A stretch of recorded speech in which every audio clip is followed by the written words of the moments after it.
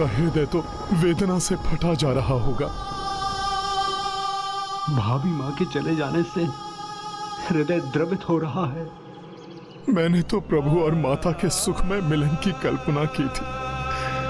सोचा था कि प्रभु का परिवार पुनः एक साथ होगा तो सभी के मुख पर प्रसन्नता छाई होगी, किंतु ये पल तो घोर निराशा के पल बन गए। सभी रो रहे हैं, सभी दुखी हैं। पुत्र, सबका ध्यान रखना। पुत्रों, अब माता यहाँ नहीं है, किंतु तुम्हें दुखी देखकर वो कदापि प्रसन्न नहीं होती। माता ने तुम्हें सबल और दृढ़ बनाया है पुत्रों। उसका परिचय दो तुम दोनों पुत्रों। अपने पिता प्रभु श्री राम को जिस अपार कष्ट का अनुभव हो रहा है, उससे अब उन्हें तुम ही निकाल सकते हो। माता, माता। प्रभु, हे परमेश्वर, माता इस प्रकार हम सभी को दुखी देखकर स्वयं कितनी दुखी होंगी। उन्होंने जीवन में इतने कष्ट देखे, इसलिए अब तो माता को हमारे कारण और कोई पीड़ा नहीं होनी चाहिए प्रभु। और माता पीड़ा मुक्त तभी रहेंगी जब हम अपनी पीड़ा को भुला देंगे। प्रभु, मुझे ज्ञात है माता सीता के बिना आप अधूरे हैं, किंतु आपके इस अधूरेपन को दूर करने वो अपने दो नन्हे स्वरूप तो आपके पास छोड़कर गई हैं। प्रभु, अब आप इन्हीं को अपने जीवन का आधार बनाकर इनसे संबल प्राप्त कर अपने आप को आप संभालिए प्रभु। आप इन दोनों को लेकर अयोध्या लौट चलिए प्रभु।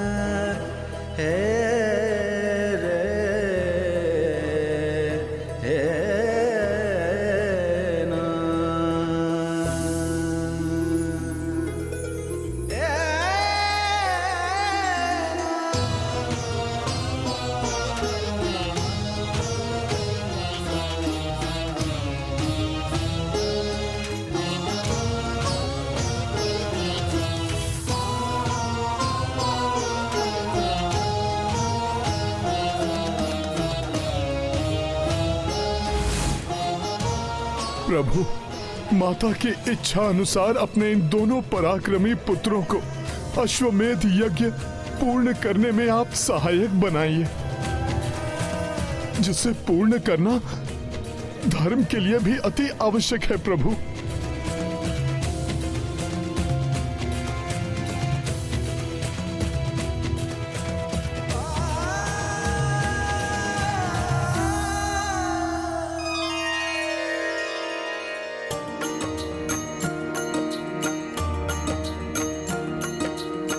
सबहु परस्पर ढाढ़स बंधाए, लव कुश सहित अवधपुरी आए। देखी हर साई नर और नारी, तिनहु माता स्नेह निहारी। किंतु जब सीता न देखी, रोए नयन स्मृत वैदेही। लव कुश बैठी निकट रघुराई, पूर्णाहुति श्री यज्ञ प्रदाई। राम सिया राम जय हनुमान। हनुमत हर्ष पुष्प बरसाए, जोड़ी रघुराई तक जाए। सीता मूर्त सजीव हो आई, देखे राम लव कुश कपिराई। राम सिया राम जय हनुमान, राम सिया राम जय हनुमान। ये गाथा महाबली हनुमत की, रुचिकर लीला राम भगत की। जय जय जय रघुनंदन राम, जय जय जय महाबली हनुमान। जय जय जय रघुनंदन राम, जय जय जय महाबली हनुमान। प्रभु श्री राम की जय, प्रभु श्री राम की जय, प्रभु श्री राम की जय।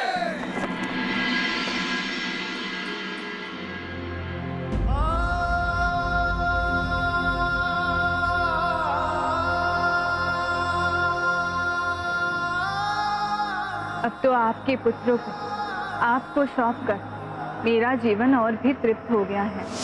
इसलिए अब मुझे अंतिम परीक्षा देने का समय आ गया है, जिसके बाद कभी भी कोई मुझ पर संदेह की उंगली ना उठा सके। सीता!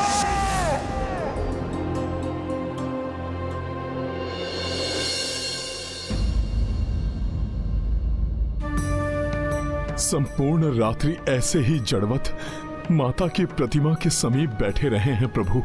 एक पल के लिए भी यहाँ से नहीं हिले, जैसे माता के जाने से उनके प्राण ही उनके शरीर से विलग हो गए हो। मुझे उनकी मन स्थिति परिवर्तित करने का कोई उपाय करना ही होगा।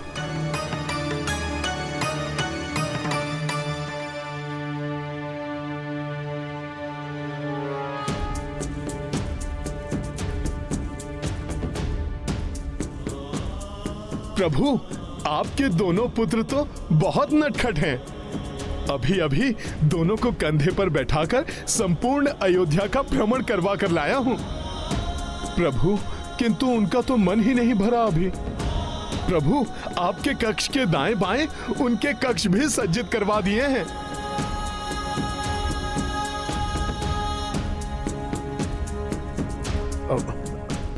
प्रभु, दोनों ओर से आपके दो हाथों के समान रहेंगे। और प्रभु, जितना मैं उनको समझा हूं वो तो आप पर ही गए हैं। प्रभु, वो रघुकुल की प्रतिष्ठा बढ़ाने के कार्य करेंगे। जो शिक्षा मैंने आपसे प्राप्त की है ना, मैं उन्हें सब सिखा दूंगा। फिर भी प्रभु, उन्हें तो आपके मार्गदर्शन की भी आवश्यकता है। आप भी उन्हें प्रशिक्षण देना आरंभ कर। सीता की यही इच्छा थी ना कि तुम उनके परिवार का ध्यान रखो। हनुमान, हनुमान, यदि तुम ना होते तो क्या होता मेरा? कैसे संभाल पाता मैं अपने आप को?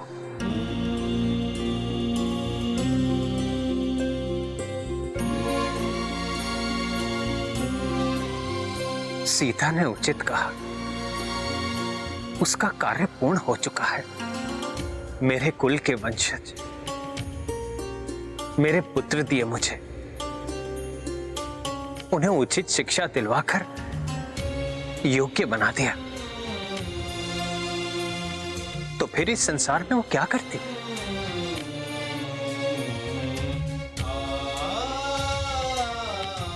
यही शब्द है ना मेरी सीते के, जब वो मुझे छोड़कर गई। प्रभु, ये आप क्या कह रहे हैं? हनुमान, सीता का इस संसार से जाना मेरे लिए एक संकेत था। इस धरती पर अब मेरे कार्य भी पूर्ण हो चुके हैं। संसार में राम राज्य की स्थापना हो चुकी है, राक्षसों का अंत हो चुका है। अयोध्या का ध्यान रखने के लिए भरत पूर्ण रूप से योग्य है।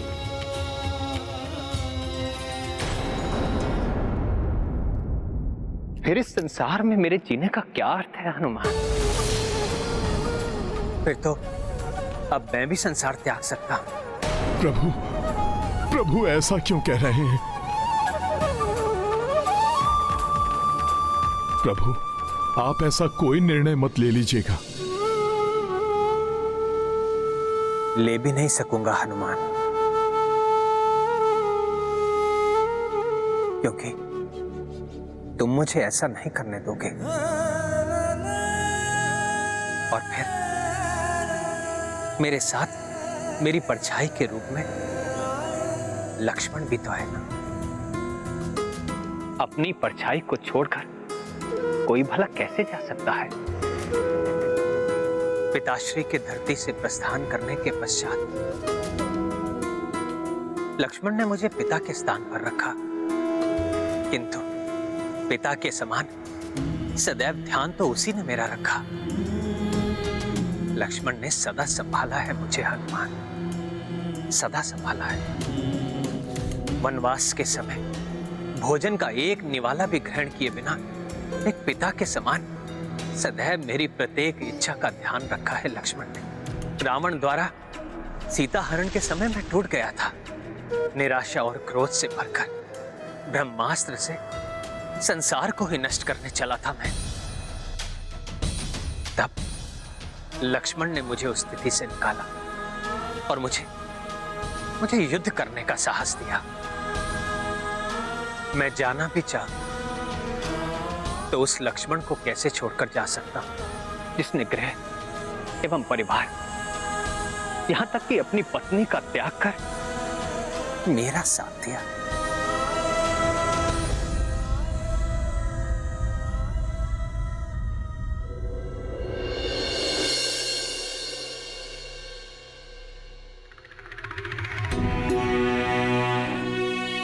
मेरा अचानक संसार त्यागना संभव नहीं। मर्यादा के बंधन से बंधा ईश्वर के बुलावे पर भी लक्ष्मण के रहते मैं नहीं जा सकता। कदाचित सीता को वनवास भेजने का यही दंड भुगतना है मुझे। सीता से विलग होकर इसी प्रकार जीना होगा मुझे। सीता रूपी प्राण जाने के बाद ये जो तुम्हारे समक्ष है, ये एक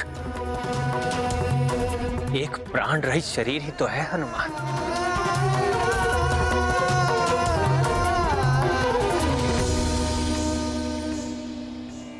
प्रभु के दुख को देखकर ये प्रतीत हो रहा है कि श्री राम की श्री के प्रस्थान के पश्चात शेष रहे राजा राम के संसार को छोड़कर लौटने का, अर्थात राम अवतार की समाप्ति का समय आ चुका है।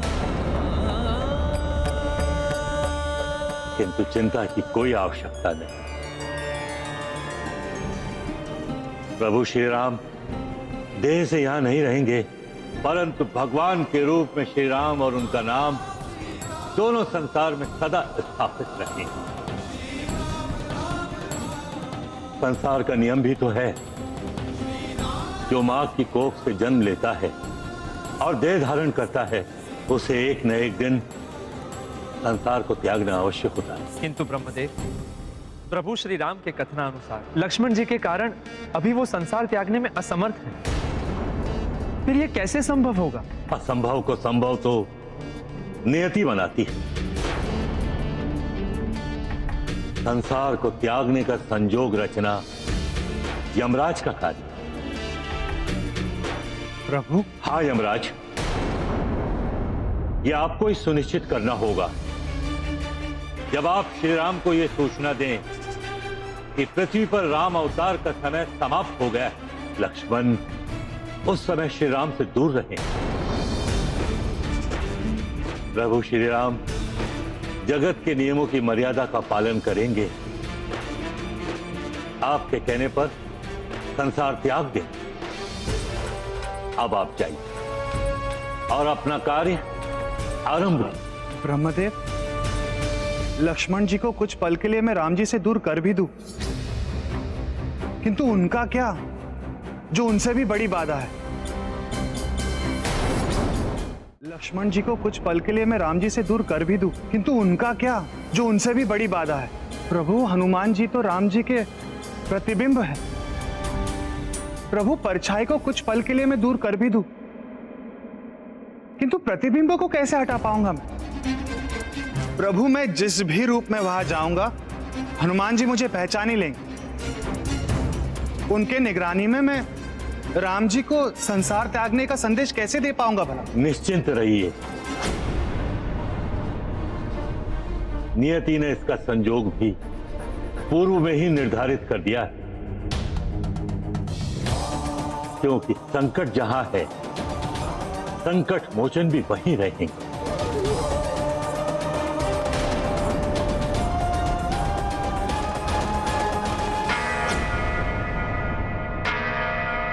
अयोध्या के उस घंटे की ध्वनि जिससे कोई भी प्रभु श्री राम से सहायता की गुहार लगाता है, अवश्य ही कोई बहुत बड़े संकट में है।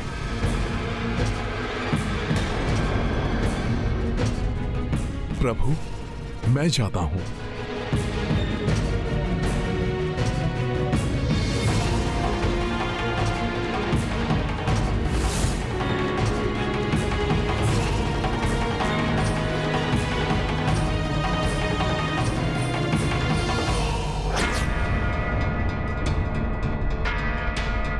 रुक जाइए, रुक जाइए, रुक जाइए।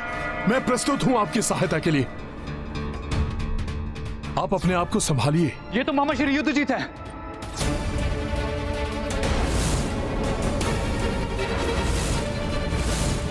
अपने आप को संभालिए मामा श्री। बताइए क्या संकट है, बताइए मामा श्री क्या हुआ है? गंधर्व यक्षों के समान शक्तिशाली, भोग विलास में लिप्त रहने वाले अहंकारी गंधर्व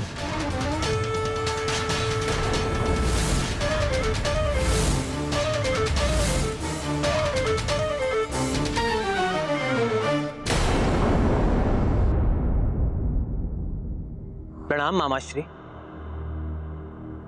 आप शांत हो जाइए, आप यहां सुरक्षित हैं। बताइए, गंधर्वों ने कैसा संकट उत्पन्न किया है?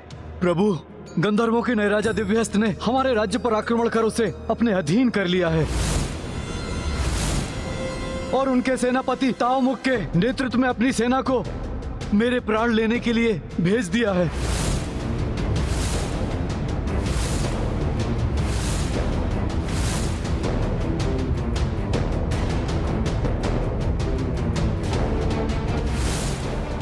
वो मायावी गंधर्व ऐसे हैं कि जहां जाते हैं वहां अंधकार छा जाता है।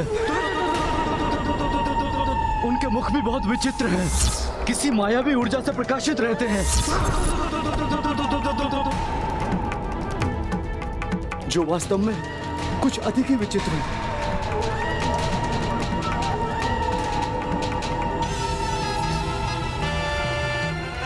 वो किसी भी क्षण मेरा अंत करने के लिए यहां पहुंच सकते हैं।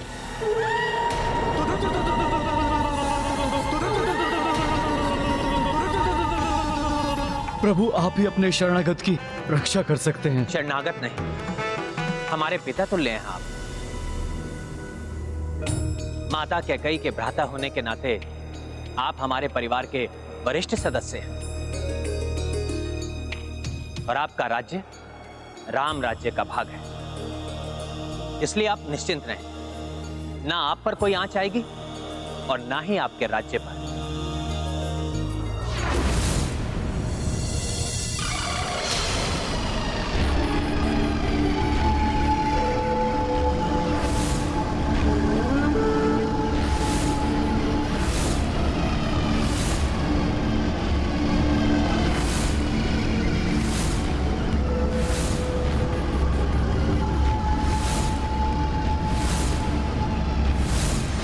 ये आकाश में छाया अंधेरा इसी बात का सूचक है कि वो हमारे समीप हैं। उन्होंने जब हमारे राज्य पर आक्रमण किया था तो तब भी ऐसा ही हुआ था। प्रभु, सर्वप्रथम वो आगे से आए थे और उसके पश्चात उन्होंने हमें सभी दिशाओं से घेर लिया। प्रभु रक्षा कीजिए, प्रभु रक्षा कीजिए।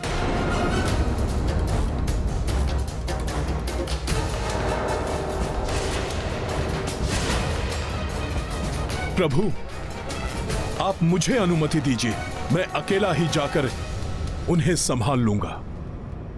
तुम जाकर उन्हें रोकना आरंभ करो। मैं शीघ्र ही तुम्हारी सहायता के लिए भ्राता भरत को सेना के साथ भेजता हूं।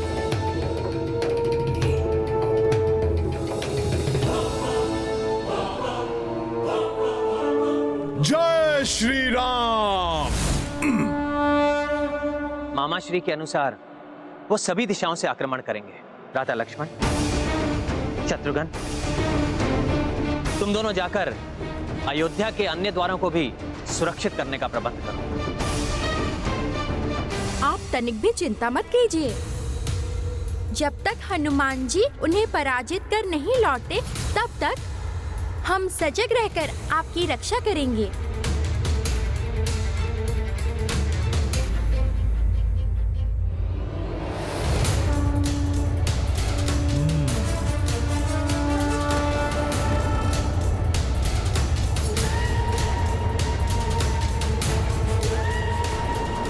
गंधर्वों की ये विशाल सेना इसी ओर बढ़ रही है। ये है रामायण, रामचंद्र गुण धाम की, सब सुधि जन करिए कथा श्रवण श्री राम। बहुत ख्याति सुनी है तुम्हारी, किंतु तुम क्या इस भ्रम में हो कि हमारी इतनी विशाल सेना को एकाकी ही रोक लोगे? हम कोई साधारण असुर या भूत पिशाच नहीं, गंधर्व हैं, और मैं हूँ इस गंधर्व सेना का सेनापति तामुख। हम गंधर्व राज दिव्य हस्त के आदेशानुसार अयोध्या से युद्ध जीत को लेकर ही जाएंगे, ताकि महाराज अपने हाथों से उस कायर के प्राण उसके तन से विलक कर सकें। आप लोगों ने रघुवंश के संबंधी को हानि पहुंचाकर पूर्व में ही दुस्साहस कर चुके हैं। अब यदि आपने अयोध्या की ओर एक पग भी बढ़ाने का और दुस्साहस करने की चेष्टा की, तो आपका ये पग आपको आपकी मृत्यु के अत्यंत समीप ले जाएगा। प्रतीत होता है तुम्हारी वानर बुद्धि मेरी बात समझने में असमर्थ है।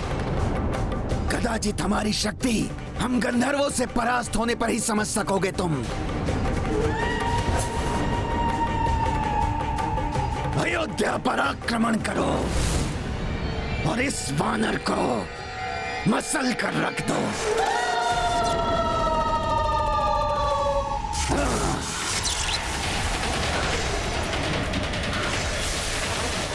प्रतीत होता है इन गंधर्वों के पास विचित्र मायावी अस्त्र शस्त्र हैं।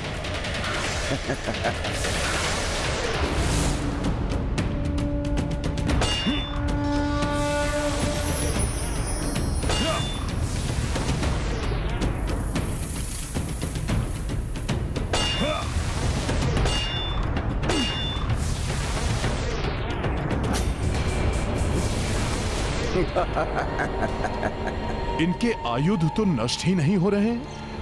मुझे और शक्ति लगानी होगी।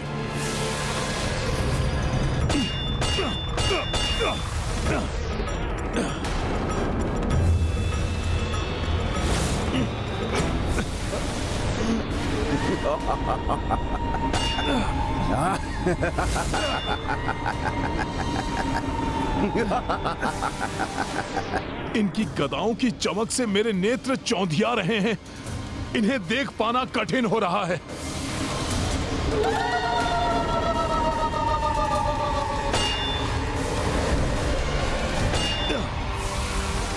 मेरी गदा के प्रहार से मेरे विरोधी योद्धा के अस्त्र शस्त्र या तो नष्ट हो जाते हैं या फिर अंतरिक्ष में जाकर लुप्त हो जाते हैं, किंतु इनकी गदाएं तो सुरक्षित, शक्तिशाली और प्रकाशित कैसे होती जा रही हैं?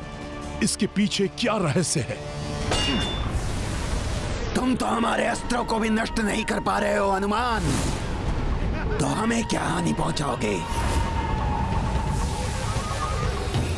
यदि इन्हें देख पाना कठिन है तो इनकी ध्वनि सुनकर ही वार करना होगा मुझे।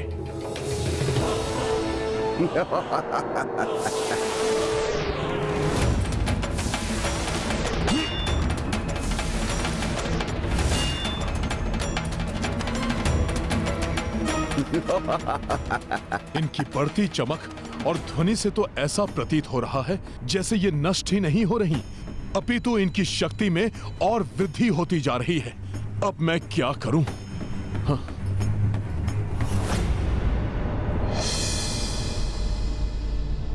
आप सबने अवश्य मुझे आश्वस्त किया है, किंतु मैं अब भी चिंतित हूं। हनुमान उनका सामना कर भी पाएंगे?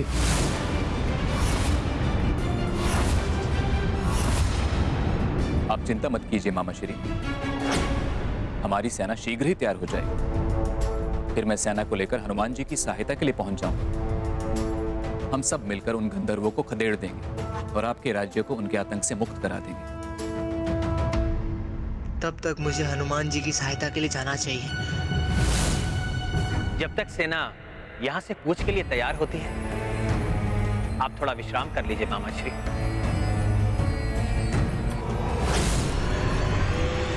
तनिक भी विश्राम का अवसर नहीं देंगे हमारे अस्त्र तुम्हें। तुम उनसे ही संघर्ष करते रह जाओगे और हम तुम्हारे नेत्रों के समक्ष अयोध्या से युद्ध जीत को ले जाएंगे। ये तुम्हारा भ्रम है। हाँ, अब ये बालक कौन है?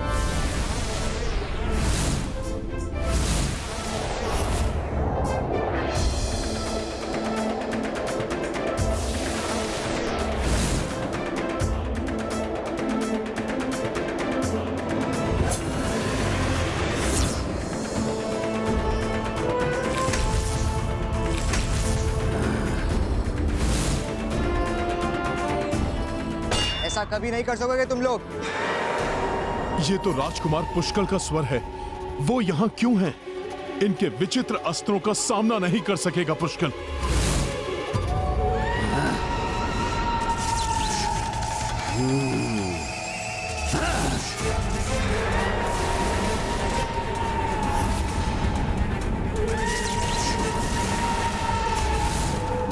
लो, एक और योद्धा आया है। हम गंधर्वों के हाथों मृत्यु पाने।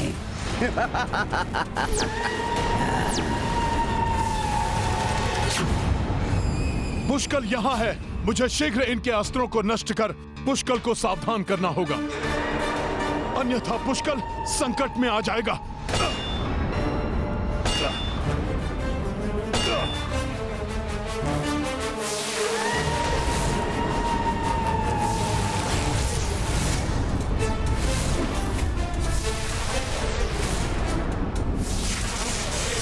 हनुमान जी, मैं बाण किस पर लक्षित करूं?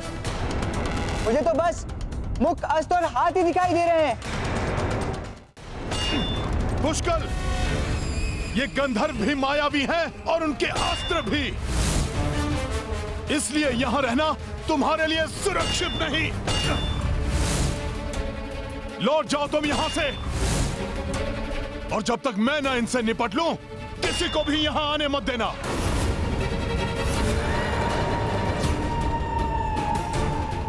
मैं इनका कोई उपाय अवश्य करूंगा। पुष्कल, तुम लौट जाओ।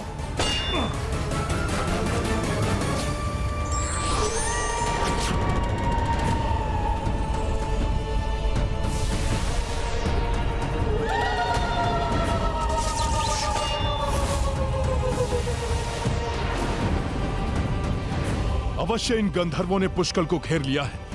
मुझे ही कुछ करना होगा।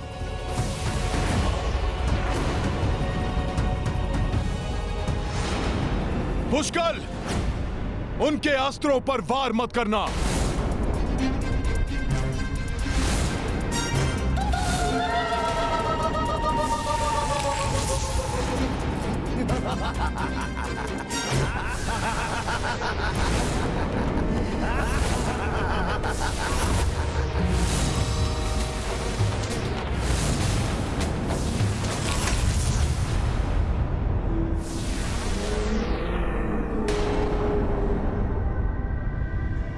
मैंने कहा था ना, हम कोई साधारण राक्षस या तुच्छ शत्रु नहीं जिन्हें तुमने पूर्व में पराजित किया है। गंधर्व हैं हम, जिनके हाथों तुम उस युद्ध जीत की रक्षा करने के लिए व्यर्थ ही अपने प्राण गंवाओगे।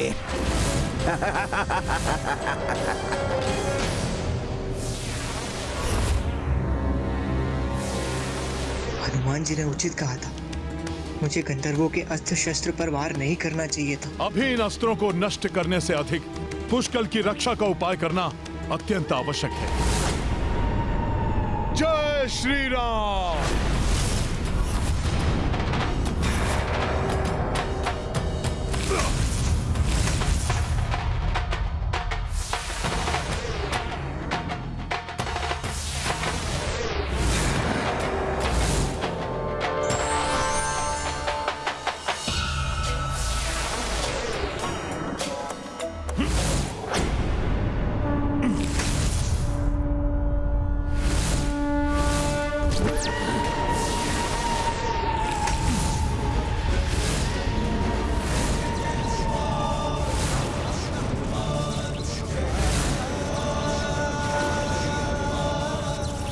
ये वानर क्या कर रहा है?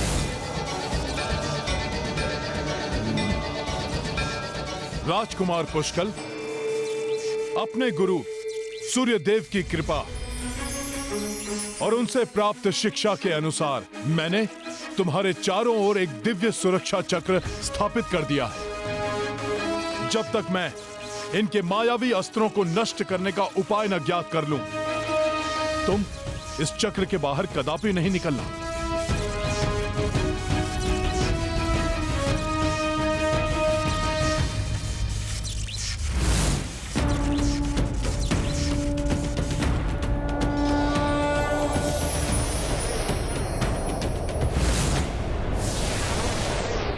हमारे मायावी अस्त्रों को नष्ट नहीं कर सकेगा ये वानर।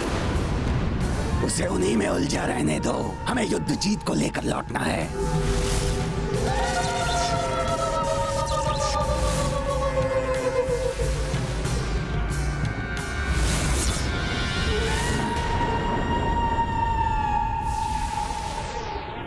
प्रतीत होता है इस स्वर से तो गंधर्व और शक्ति एकत्रित करने की चेष्टा कर रहे हैं। हनुमान जी और पुष्कल को हमारी सहायता की आवश्यकता है। हमें शीघ्र निकलना चाहिए।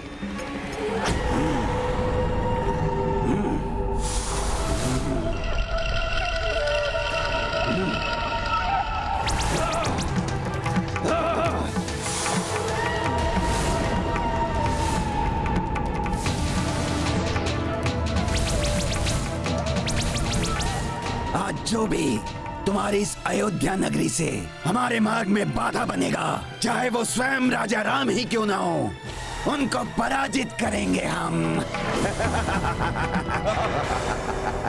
इसके मुख से प्रभु के प्रति अपमानजनक शब्द कदापि स्वीकार नहीं करूंगा मैं।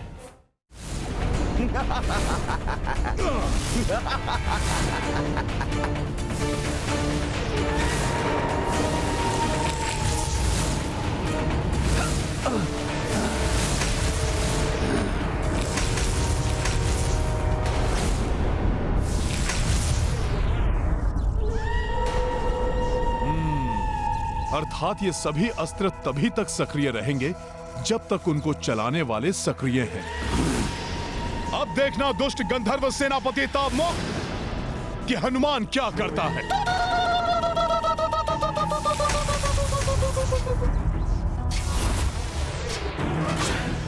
अब ऐसा कुठारा घात होगा इस वानर पर कि ये धाराशायी होकर गिर पड़ेगा। हाँ, ये वानर हमारे अस्त्रों को विफल करने का प्रयास कर रहा है।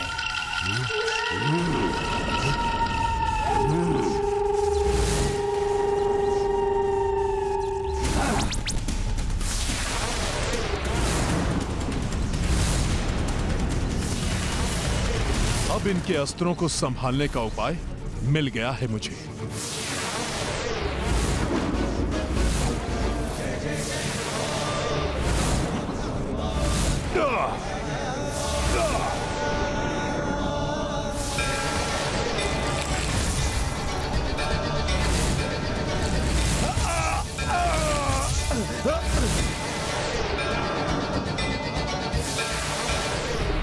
हनुमान जी ने इन्हें गिराने का उपाय ढूंढ ही लिया है। कदाचित मुझे भी उनकी सहायता करनी चाहिए।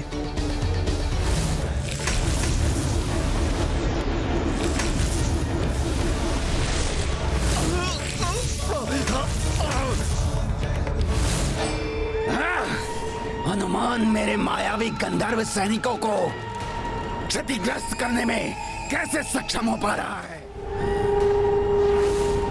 प्रतीत होता है इस वानर को हमारे अस्त्रों का गुप्त रहस्य ज्ञात हो गया है। मैं उसे उलझा कर रखता हूँ। इस मध्य तुम कुछ सैनिकों के साथ उस युवा योद्धा का हरण कर लो। हम उसे ही बंदी बनाकर गंधर्व राज के पास ले जाएंगे।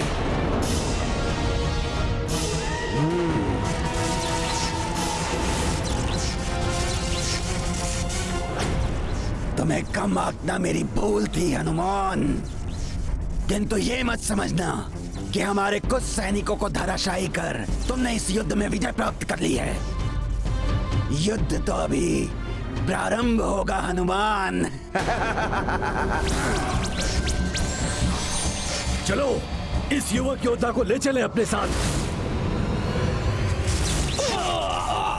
प्रतीत होता है ये तो किसी अदृश्य सुरक्षा चक्र से सुरक्षित है।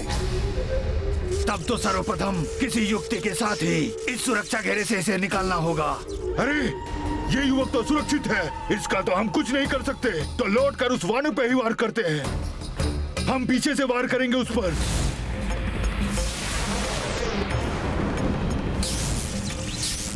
मुझे तो इसे तभी तक उलझा कर रखना है जब तक मेरे सैनिक अपना कार्य पूर्ण नहीं कर लेते। सैनिकों, वार करो इस पर।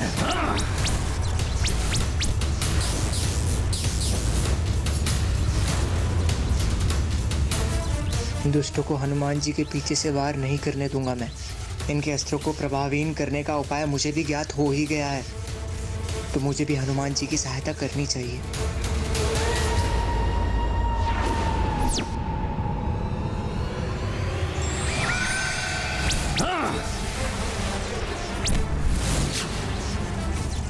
फंस गया हमारे जाल में, अब फंसोगे हमारे फांस में।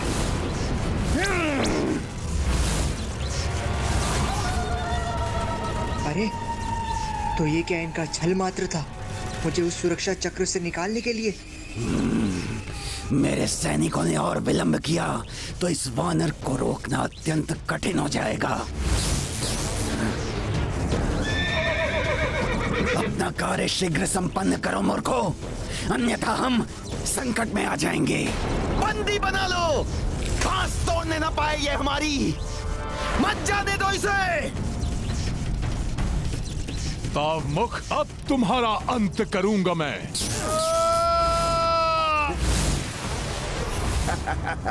समय रहते बंदी बना लिया हमने इसे। वानर, हम अपने उद्देश्य में सफल हो गए। हमारा कार्य पूर्ण हुआ। ये किस कार्य के पूर्ण होने की बात कर रहे थे? युद्ध जीतो अयोध्या में सुरक्षित है। पुष्कर!